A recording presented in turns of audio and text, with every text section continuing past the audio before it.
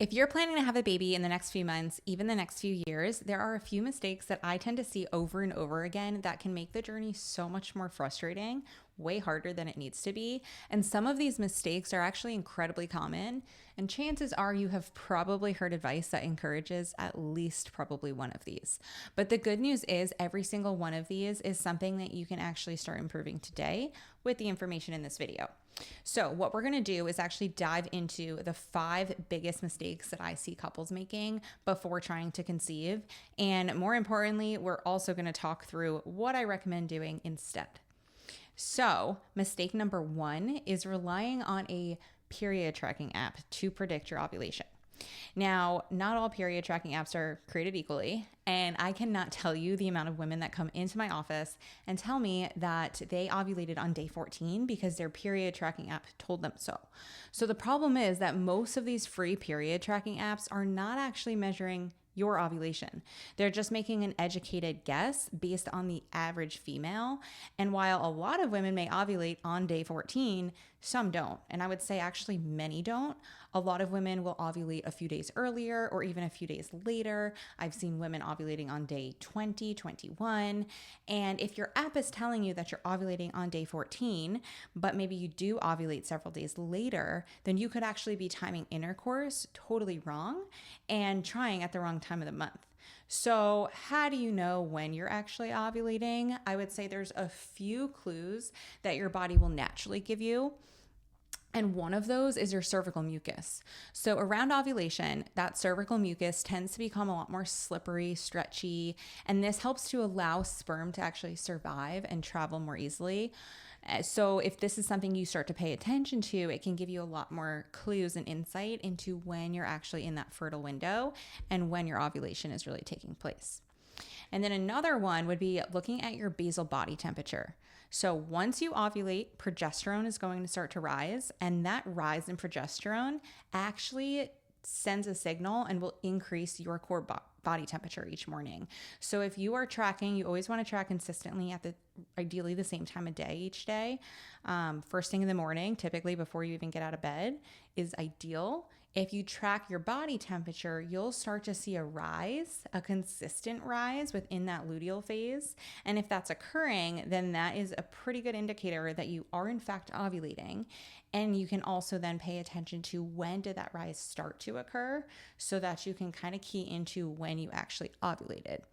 Now, keep in mind that this is not a great tool to actually use to then determine when to try to conceive, because that increase in body temperature really happens after ovulation. And after ovulation, it's going to be way too late to start trying to conceive. So this is something that you would want to ideally start tracking, I would say at least 3 to 6 months prior to when you want to start getting pregnant. And then you can key into trends that your body goes through and have a clear idea month after month if it's consistent when ovulation's actually taking place based on when you're seeing the temperature rise. And if you are looking for even more personalized information, hormone tracking can be super helpful because you're actually measuring what is really happening in your own body instead of just relying on the predictions and these free apps that just tell you the average. So when it comes to actually tracking your own hormone data, it's a company called Inedo. It's an at-home fertility monitor that makes it so easy to actually track and understand your cycle. And instead of simply just predicting ovulation based on the average, it's going to give you a really clear picture of what's really happening because you are measuring your hormones through your urine. So it's actually measuring urine metabolites, and then we'll plot it on a graph so you can clearly see what's going on with your cycle. So that will be linked below with a code to save you $60 off, and that is called Inedo Fertility Monitor. So diving right into mistake number 2 that I see is waiting until you are really ready to want to conceive to get off birth control. And this is a mistake I would say I see all the time. A couple decides that they're ready to have a baby, so then they stop birth control and just immediately start trying that same month. And while some women, yes, they can get pregnant right away after stopping hormonal birth control, it's definitely possible. I would say that's probably not the norm. And if your timeline allows for it, I would always encourage you to stop hormonal birth control, probably at least, I would say at minimum like 6 months months, even closer to a year, I think would be better to give your body time to heal, because hormonal birth control actually works by suppressing ovulation.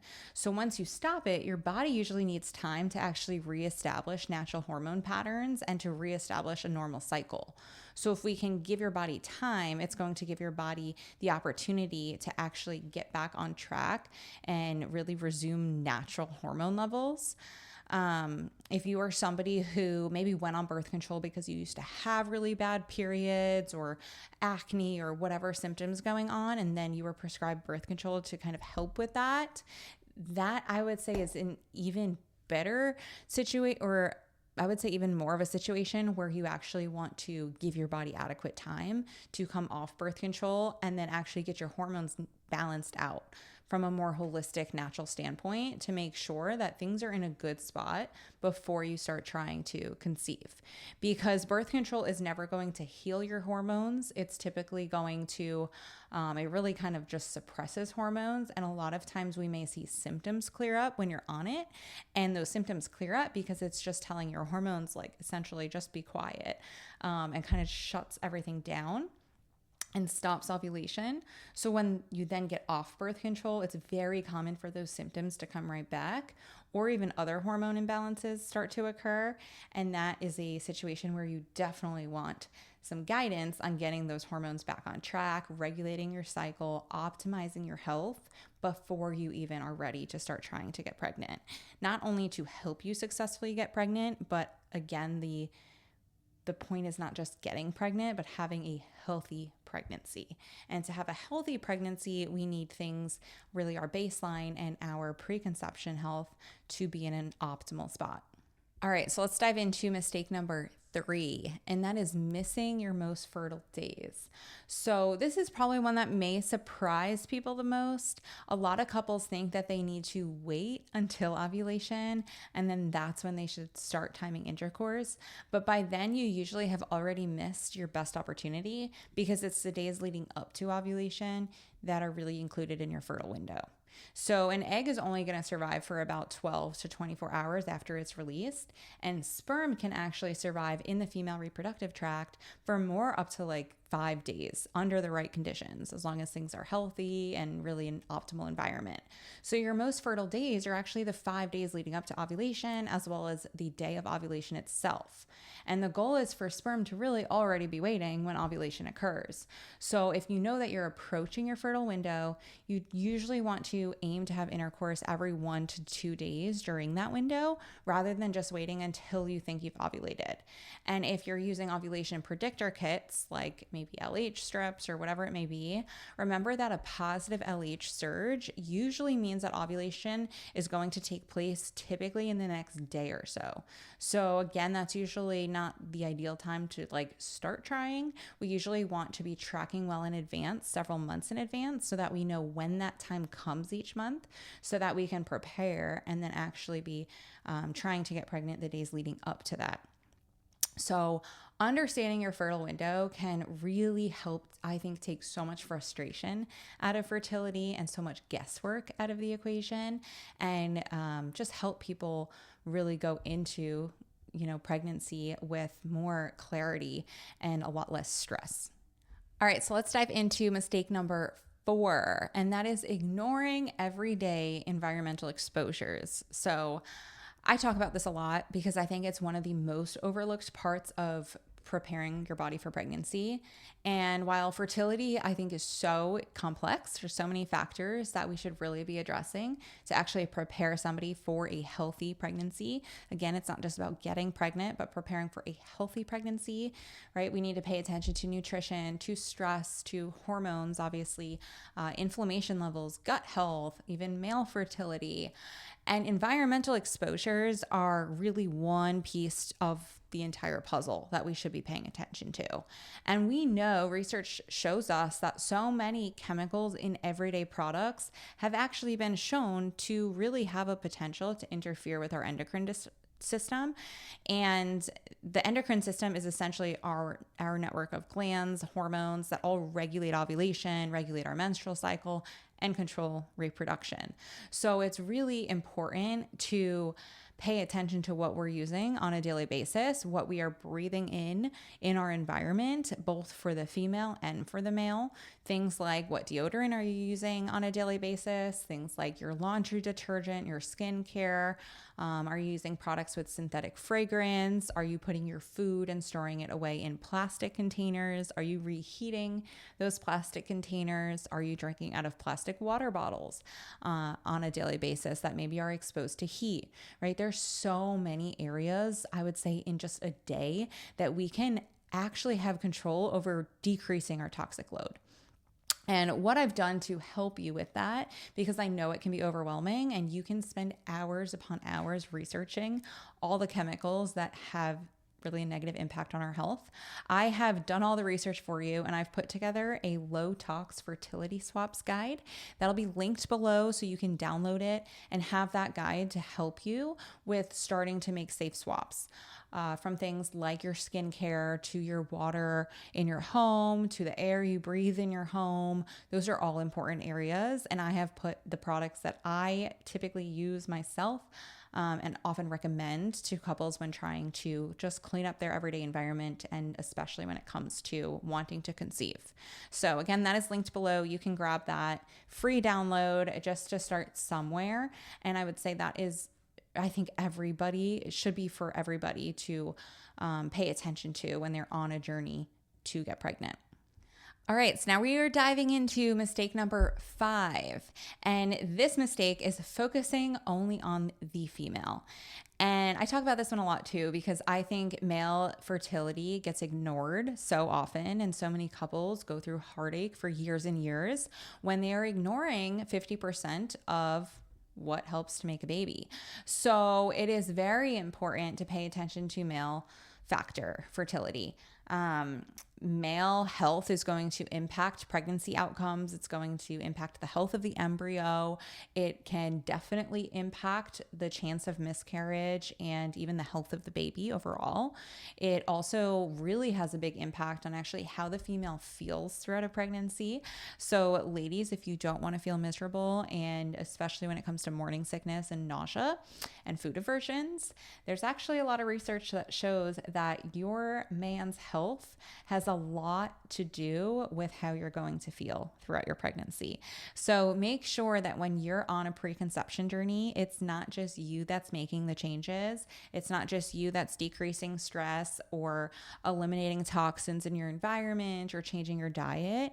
Get your man right on board with you, because his health really does matter.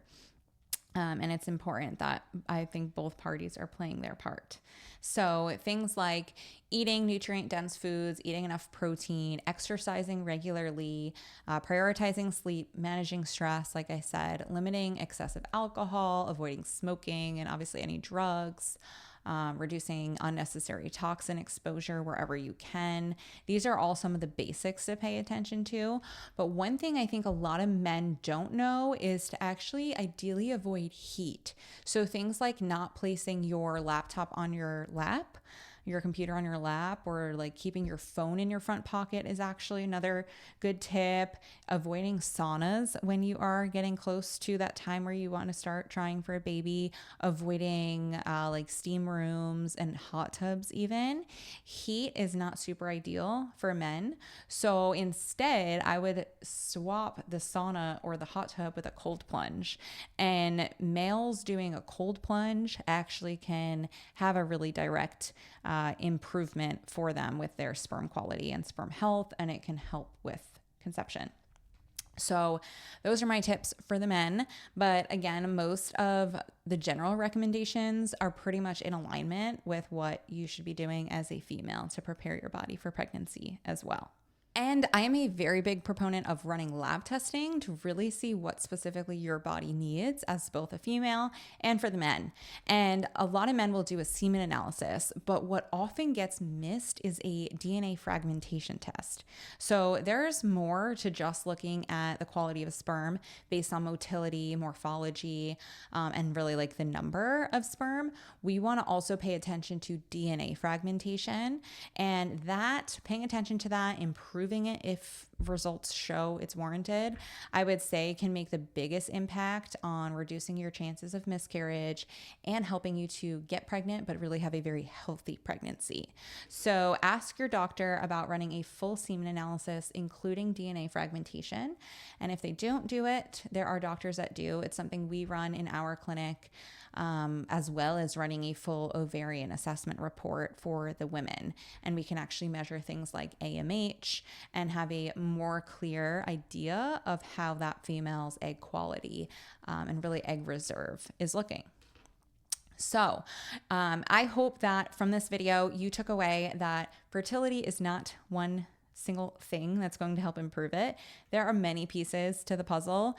And if you're not sure where to start and just need one place to start making some changes in, I would suggest downloading my free low tox fertility swaps guide linked below here. And this is where you can start looking at your everyday products, starting to replace things as you run out. And this can go such a long way in improving your overall health, improving your cycle, improving really your chance of getting pregnant and the health again of that pregnancy, especially once you have little ones in the home and babies. You really want to be very, very clear on what comes into your home and make sure that it is something that is not full of toxic ingredients that your baby will also be exposed to. So I hope that you enjoy this video, and I will see you in the next one.